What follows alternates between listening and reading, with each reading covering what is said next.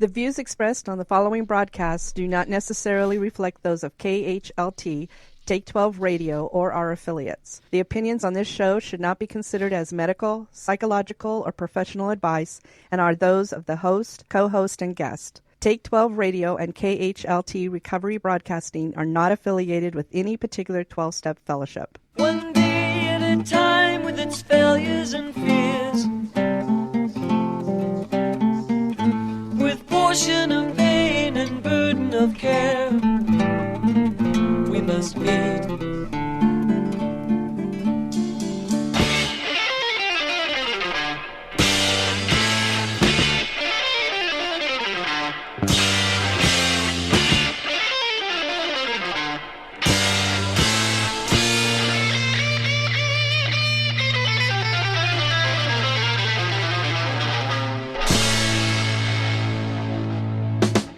Welcome to Walking Through the Language of the Heart, a journey into the Grapevine writings of Alcoholics Anonymous co-founder Bill W.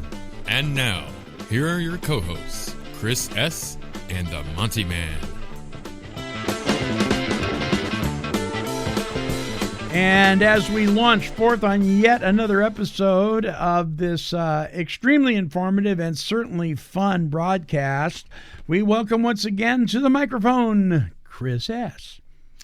Monty, what do you say, buddy? Man, you know what? I don't know what all the hubbub is about this heat wave thing. At least for Oregonians, for many, many years now, we go through about a week of high 90s, 101, 105 temperature. We've been doing it for a long time, and it's almost like people that live in Oregon surprised when it rains. It always rains in Oregon, doesn't it? Yeah, and every summer we have about a week of this crazy heat stuff. But like I said, one of my favorite guys to quote is Alfred E. Newman. You know what? Me worry? Nah. It's been a good week, man. How about you? It's been good for me too. You know, it hasn't gotten above 95 for us. Oh, nice. You know, I really like the New Jersey weather. We get four seasons. You know, we get winter, spring, summer, and fall pretty regularly. Sometimes winter turns into summer and summer turns into winter pretty quick. But we've got the four seasons, and it's never terrible here. You know, it's never too cold or never really too hot. And we're up in horse country now. Like when a lot of times when people picture New Jersey, I get this all the time. Oh, you're from New Jersey? What exit? You know, because they've flown into Newark airport and just seen the garbage pile in between Newark and New York City. But there's some beautiful areas in New Jersey, and I'm grateful and lucky enough to live in one of them. Yeah. You know, I'm up in the horse country. Yeah, right on. Well, what are we doing this week, buddy? We are doing this. This looks like a retrospective. This was written in March 1960. It's page 296 of the book Language of the Heart, and it's called After 25 Years. So I have a feeling it's Bill looking back on his experience. It must have been an amazing experience for him in 25 years to go from two drunks to 200,000 or 500,000 or whatever it was in 1960. But he was able-bodied up until this period of time and working at it, and he had done so much to create the architecture of Alcoholics Anonymous. The more of these that we go through, the more respect I have for Bill Wilson. Sure.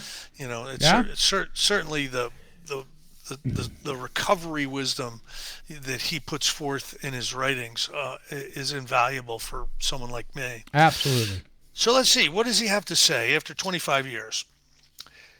It is very wonderful to know that most of our worldwide anniversary gatherings will be so widely shared by our families and by our dedicated friends, the ones who have seen us through, the ones who have watched and who have so much helped our passage from the darkness of alcoholism into the bright sunlight of AA.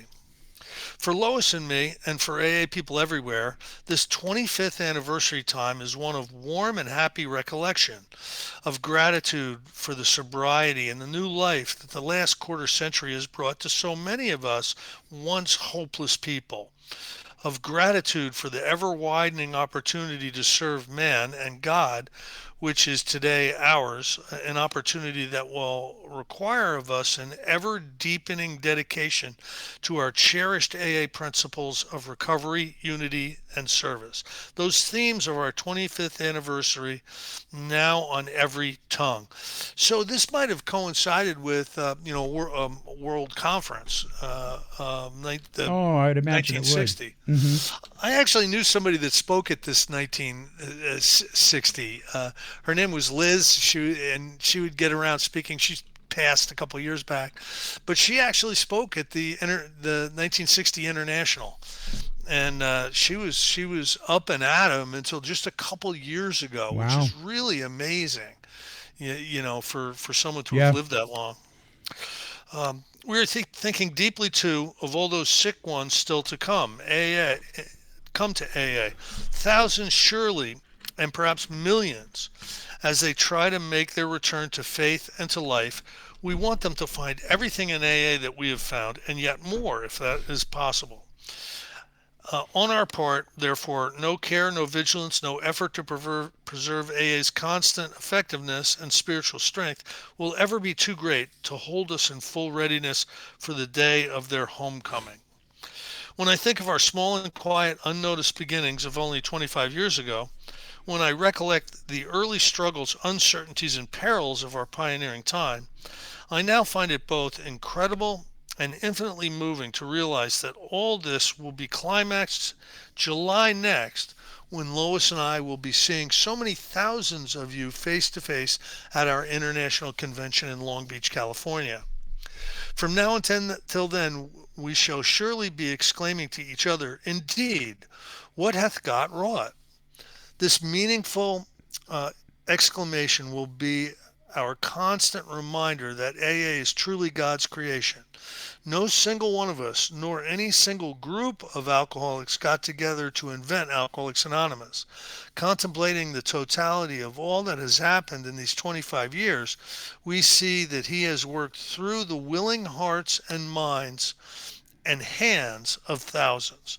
For this reason, Dr. Bob and I have often deplored being called co-founders, because such titles may create the impression that we pretty much invented, structured, and spread AA all by ourselves. Well, he's working on his humility here, but Bill is one of the main reasons that happened. Surely, one alcoholic talking to another alcoholic, did the groundwork. But for the groundwork to have been possible, there had to be some kind of structure, some kind of architecture, and Bill is mainly responsible for all that. So this brings me to a question for you. So, you've said before that Bill, when he gives credit sometimes, maybe to Bob or whoever, that it might have been more like, Bob, here, check this out. And Dr. Bob might go, whatever, Bill, it's fine. I trust you. And then just kind of let it happen. Right. And that Bill has actually done more than what he's even taking credit for. Yes. I hang out with a group of people that seem to be in a different camp. And so I get both sides of the story. It feels like. It almost feels like there's a Bill W. camp and there's a Clarence Snyder camp. And the folks in the Clarence Snyder camp want to give credit to all these people that did this. And thinking that maybe all these people didn't do it as much as maybe those folks think. What do you think? And am I picking up the correct vibe here? So I'm in one camp. So understand that, when I start talking about this. Yeah. I'm certainly in the Bill Wilson camp. I read a post today on one of the groups that we were talking about before the meeting, and this guy explains, Dr. Bob's my favorite co-sponsor, and immediately I said, why? What possible reason could you put him above Bill Wilson? It's inexplicable to me. Show me what Bob wrote. You know what I mean? Yeah. Show me what Bob put together, and we'll talk. But there are people who just absolutely love Dr. Bob. Now, Dr. Bob, I'll give him credit where credit is due. He pretty much showed us how to do home groups, and he pretty much showed us how to sponsor through the steps. There's no doubt about that, right? He was a great AA member. But the architect of all this was Bill Wilson. There's no doubt in my mind. Bob just tried to stop him all the time. Let's just keep it simple, Bill. You don't want a book. Let's just keep it simple, Bill. You don't want traditions. Let's just keep it simple, Bill. You don't want concepts. I mean, that's in our history. That's the resistance he got from Dr. Bob. Yeah. So it depends on your point of view. We needed both of these people. Right. We needed Bob to temper Bill, and Bill needed Bob for legitimacy. The co-founder was a surgeon. Yeah, Know, you know what I mean? Yeah. You know what I mean? Yeah. So they both helped each other, and there was true love between the two. But some of the things that aggravate me is Cleveland and Akron came after Bill. They came after slanderous ways. They came after Bill Wilson, the people in the Midwest. And I don't see any evidence that Dr. Bob tried to tamp it out. You understand what I'm saying? Like Bill Wilson actually had to get an accounting firm to prove he wasn't stealing money from AA because of the accusations that were coming I know about that. from Akron and Cleveland. Yeah. So I get a little aggravated, and yes, I'm in one camp. I'm in the Bill Wilson camp, and I make no apologies for it. He was structured. He was far-seeing. He saw problems before they happened. He was the exact right person to do the foundational writing that has created AA as we see it today. He put the service organization together. The board, everything. Until I met some of these folks that I now know, I didn't even realize that there was kind of that there were two camps. I really didn't. Because I'm kind of like, isn't it just one big camp? I mean, I don't get it. I don't know. For only 80 years now, there's been a rivalry between the East Coast and the Midwest. For only 80 years. Right. And I'm gonna say we need everybody. We need everybody. Yeah, that's what I think. Yeah, we need everybody. I may sound critical, but I'm all inclusive, man. Amen. There's not a person out there I wouldn't 12-step if I had the opportunity. Right. You know what I mean? Right on. Yeah, you bet. So anyway, nothing could in fact be further from the truth.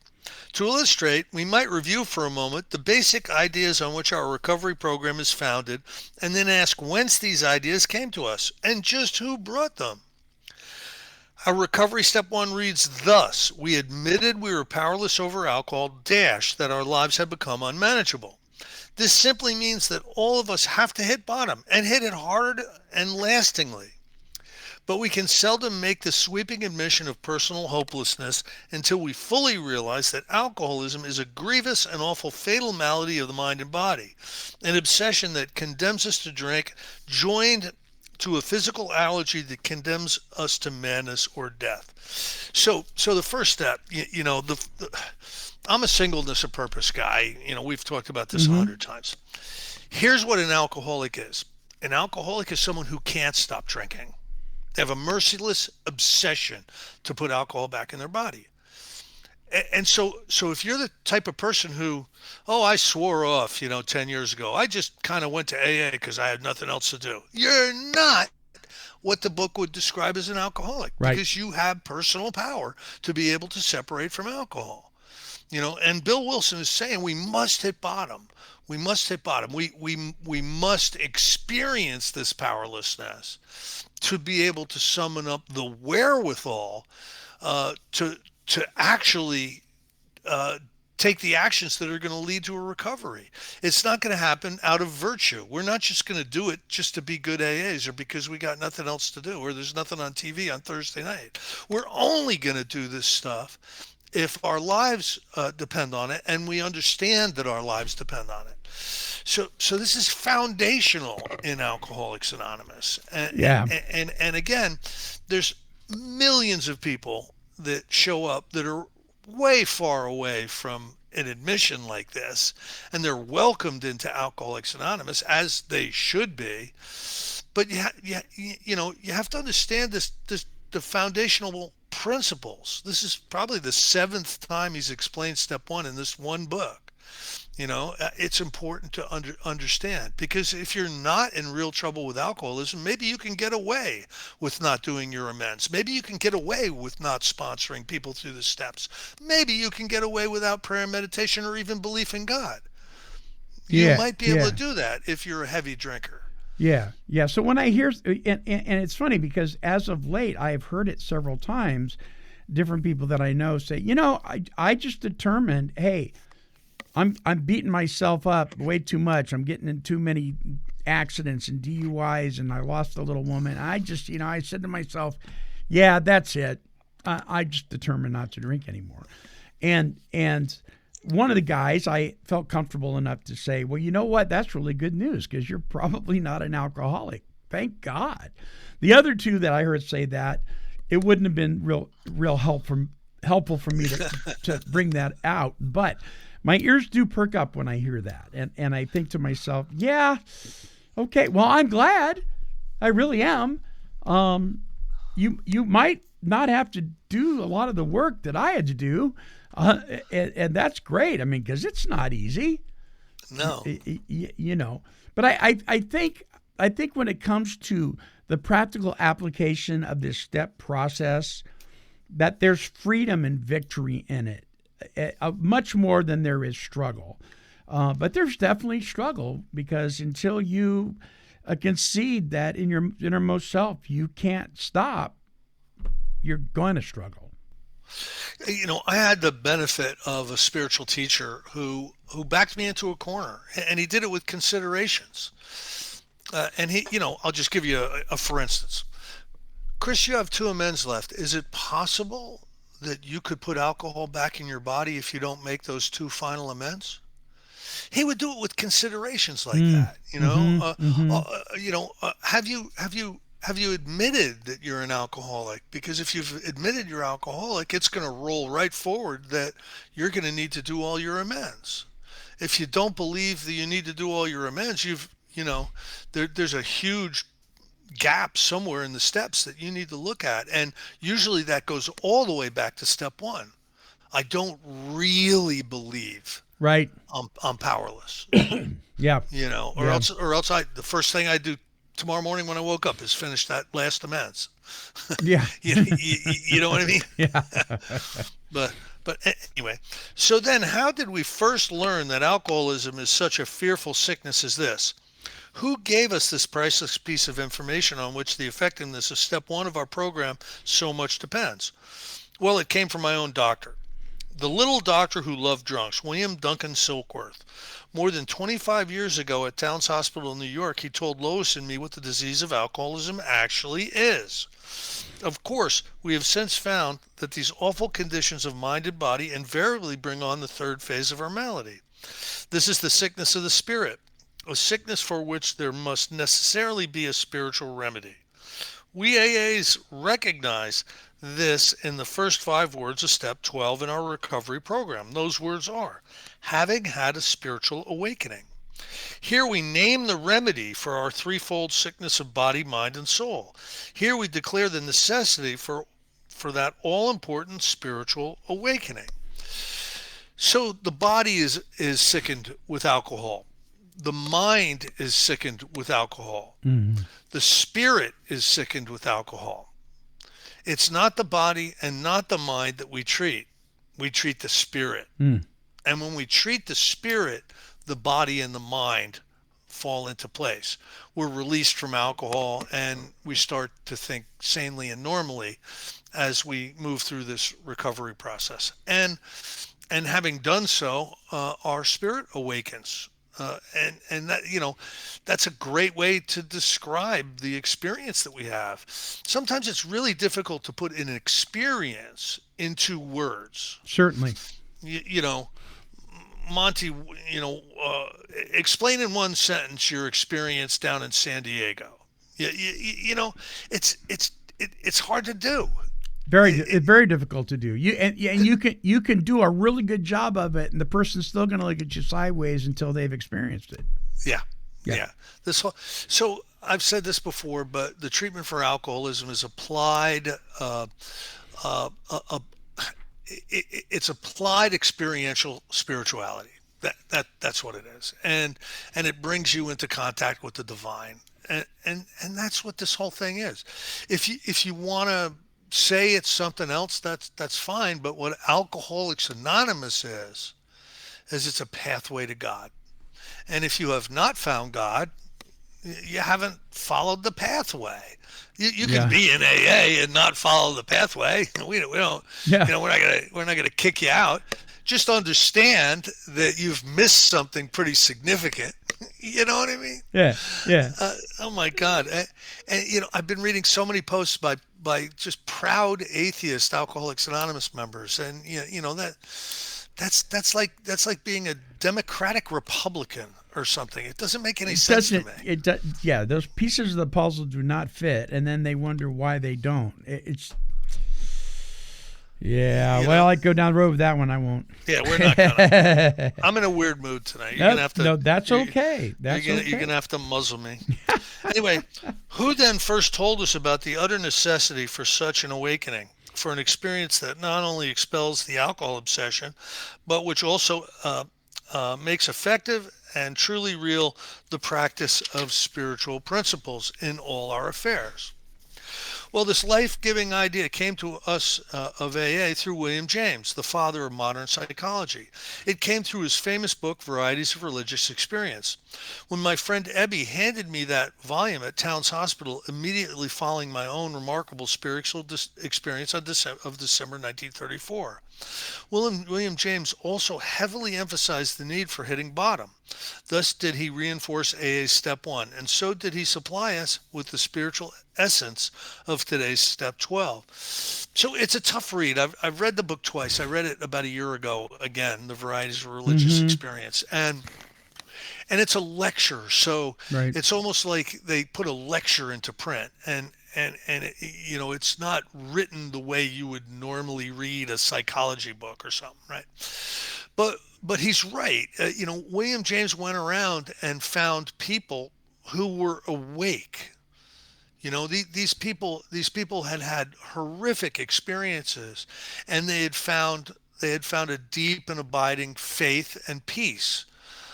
And example after example after example. And he was saying, look, the proof is in the pudding here. You can over scientific this thing and refute a million pieces of it, but you can't look away from the results.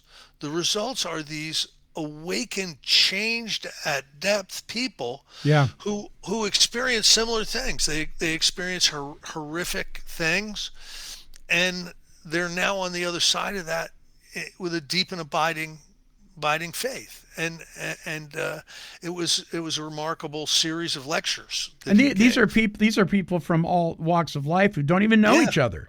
It's not like they all got together and said we're gonna trick everybody. The one part I liked a lot was, he talked about Billy Sunday, the guy who would go around the country. This is the 1880s or something. He'd go around the country and hold these tent revivals for drunks and get people sober. And these people would have these vital spiritual experiences that William James, documented. And he's like, hey, look, there's something here. I can't explain all of it. But it's real. It's real. But it's real. Yeah. I mean, I see it. You can see it with your own eyes. Yeah. It's kind of an amazing book. Having now accounted for AA's step 1 and 12, it's naturally that we should next ask, where did the early AAs find the material for the remaining 10 steps? Where did we learn about moral inventory, amends for harm done, turning wills and lives over to God? Where did we learn about meditation and prayer and all the rest of it? The spiritual substance of our remaining 10 steps came straight from Dr. Bob and my own earlier association with the Oxford groups, as they were then led in America by that Episcopal rector, Dr. Samuel Shoemaker. So, he doesn't say this really in the big book, or even really the 12 and 12, but he's given credit where credit is due. When he applied the spiritual processes of the Oxford group, he got sober. When he convinced Dr. Bob that he needed to apply the spiritual precepts of the Oxford group, Dr. Bob got sober. And this thing morphed into Alcoholics Anonymous from the Oxford group. You know what I mean? Yeah, yeah. And there were people who remained very loyal to the Oxford group processes. Monty, and one of them was the person we were talking about earlier, Clarence Snyder. Yeah. Yeah. And yet today, there's a lot of people that poo-poo the Oxford group. They don't even like you to say the words. You know what I mean? It's like, again, why can't we just get along? Open the book up, do the work, enjoy your life, put down the sword. Yeah. So, it's like they discovered penicillin. Right, and then all of a sudden now there's all these highfalutin antibiotics everywhere. But you have to go back to the foundational experience of antibiotics, which was penicillin. You have to give credit where credit is due. So the Oxford group wouldn't have been for all of us. As a matter of fact, Catholics weren't allowed to go, and there was problems with it. So it had to be something different than that. But we owe that group of individuals an enormous gratitude, because they showed us the way out. They showed us the way out. They did. At this point in our very early experience, there remained, however, one missing link, an absolutely vital one.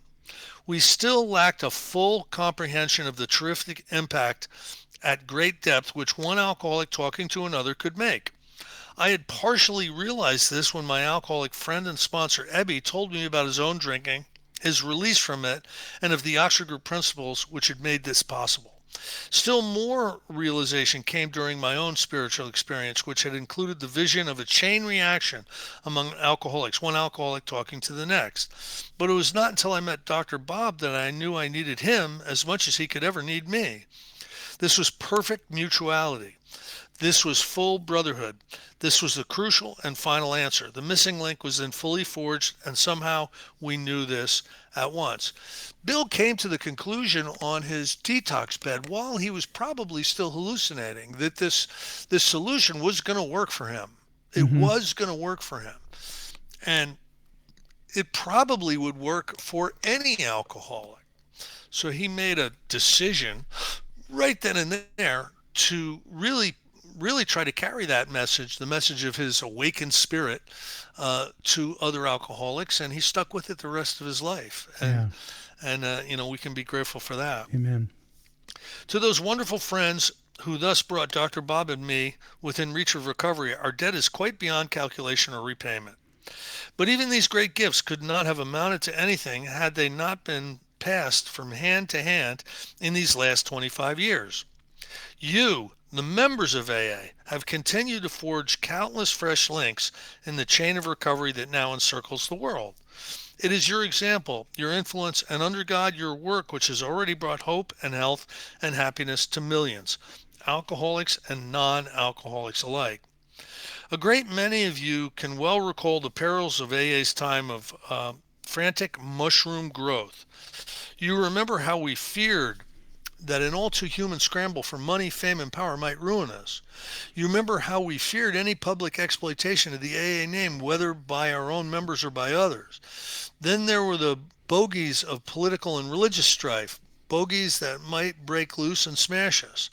There was the fear, too, that if we ever created a world service organization, our servants working there might presently become our masters and so saddle us with an expensive and disastrous government. There was apprehension about wide publicity, lest it turn into promotional ballyhoo that could garble our message and could bring ridicule upon us and so keep alcoholics and their families at a distance.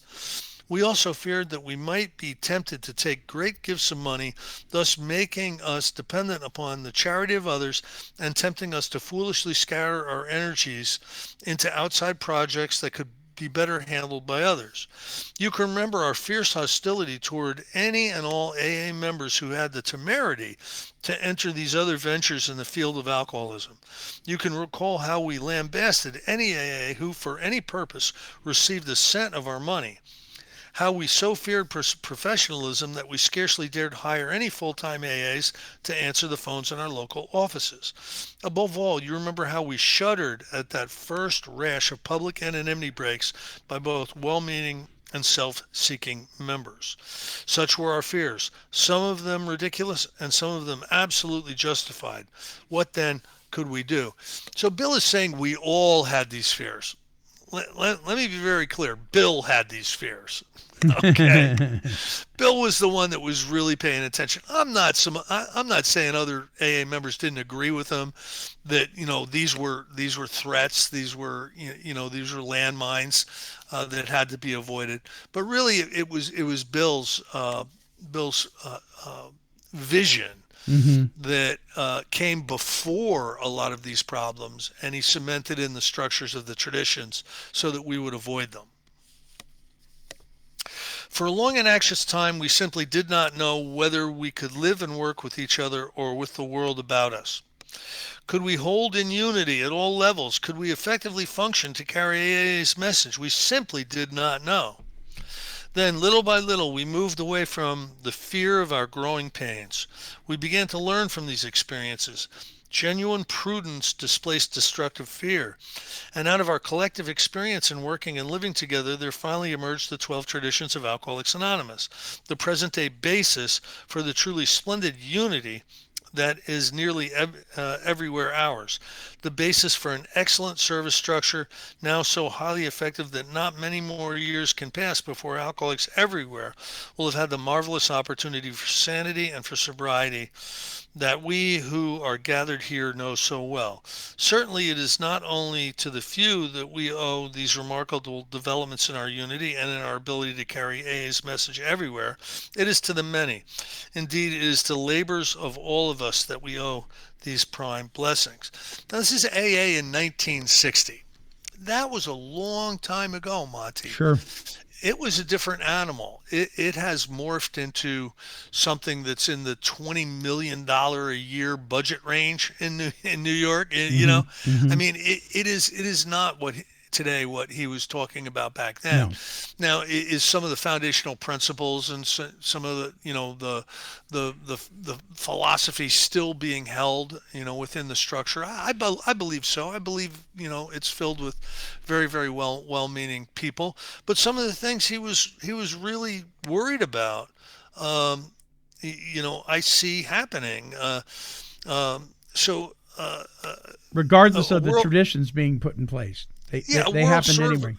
A world service organization, servants working there might presently become our masters and so saddle us with expensive and disastrous government.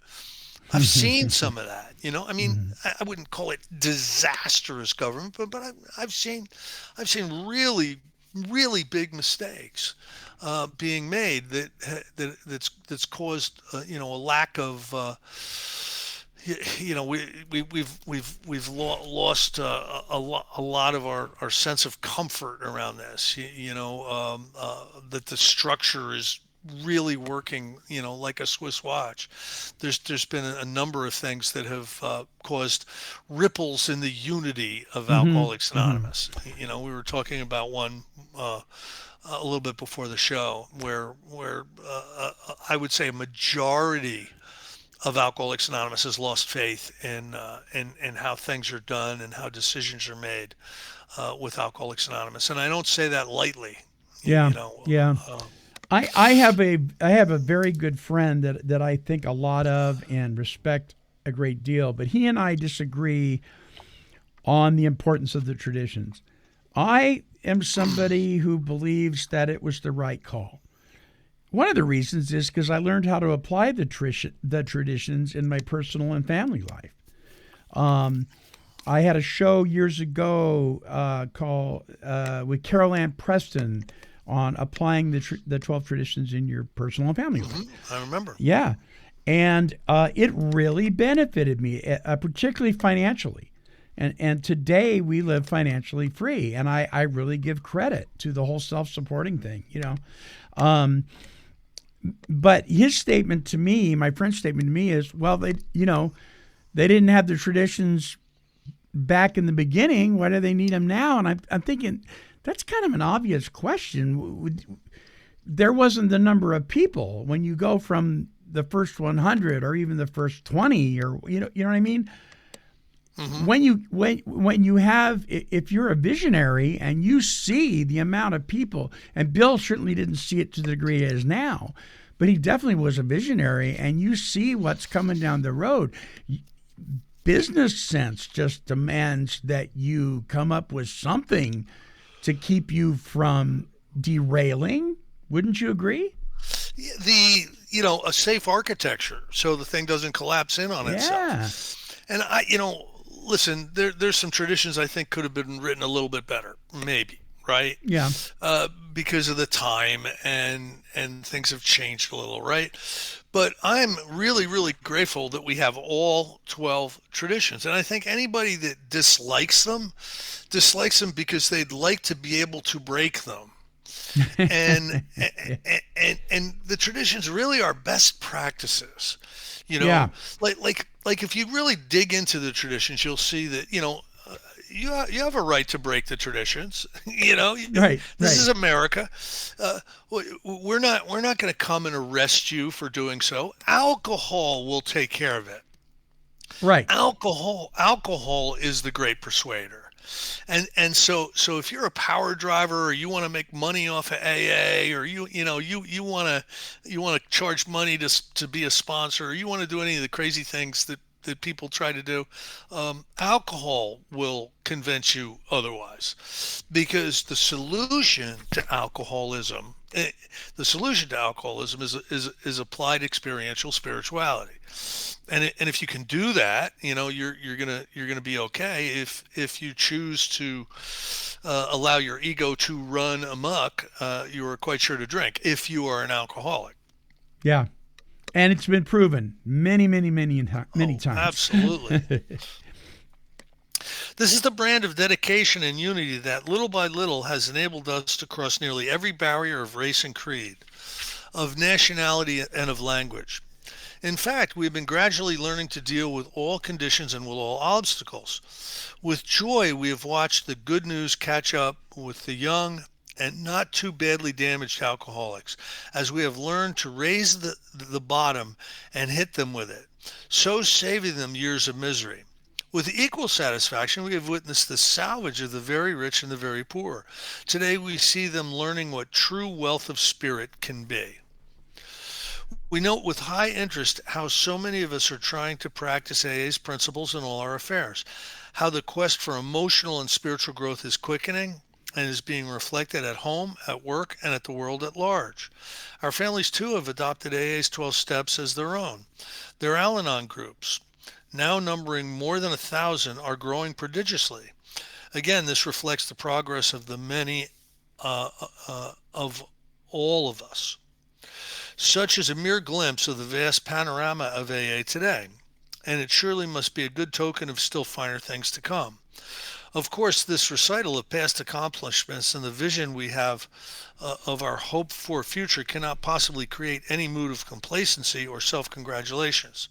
We well know that our defects as people and as a society have been and still are very great, and we hope that we shall never cease to rededicate ourselves to their correction.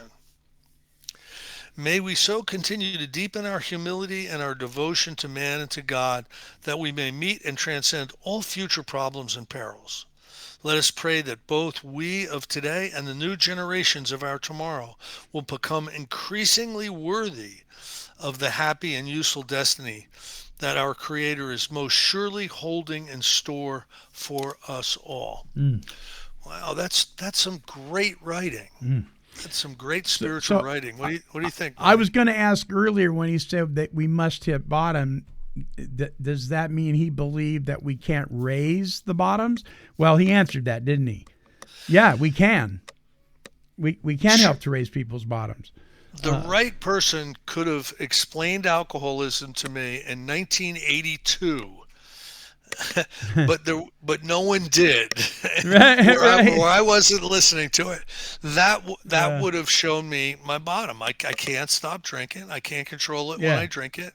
Yeah. And every aspect of quality of my life is being impacted negatively from my alcoholism. Fully conceding that is a bottom. Sure. I love what interventionist Matt Brown says. He says, you don't like the thought of being intervened on? Guess what? You will be intervened on. Either by an interventionist, either by Johnny Law, maybe the little woman, mom and dad, or the coroner.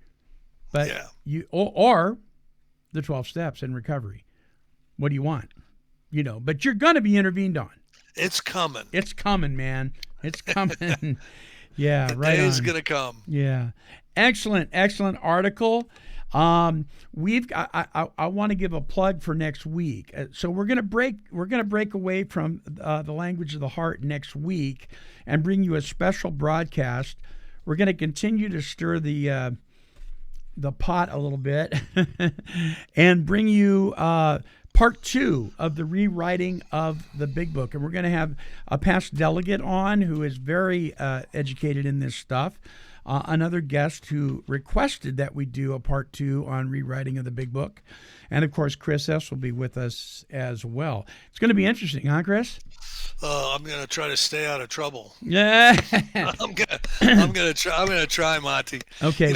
There's a whole host of people in the service ecosystem ready to just chop us to pieces, not understanding that they're 1% of Alcoholics Anonymous. You know what I mean? Yeah, and I can't wait. I was going to say, yeah, okay, you can stay out of trouble. Not me, baby.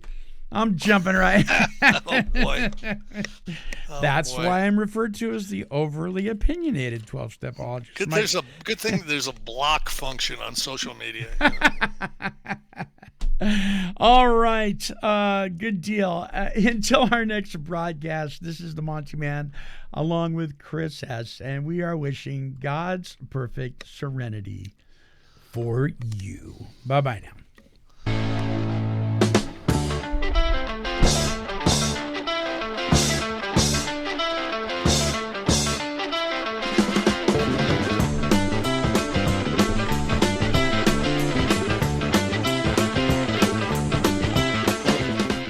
For more recovery workshops with Chris S. and the Monty'man, visit our website at take12radio.com and click on the Recovery Workshops banner.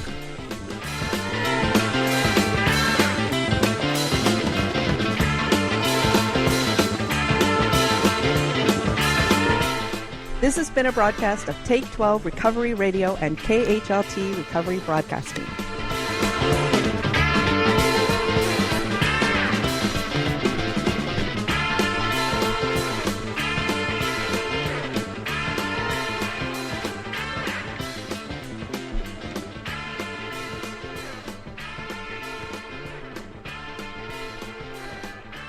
This has been a Chicken and a Pig production. Kitty, kitty, kitty, kitty. Meow, meow, meow. Woof, woof.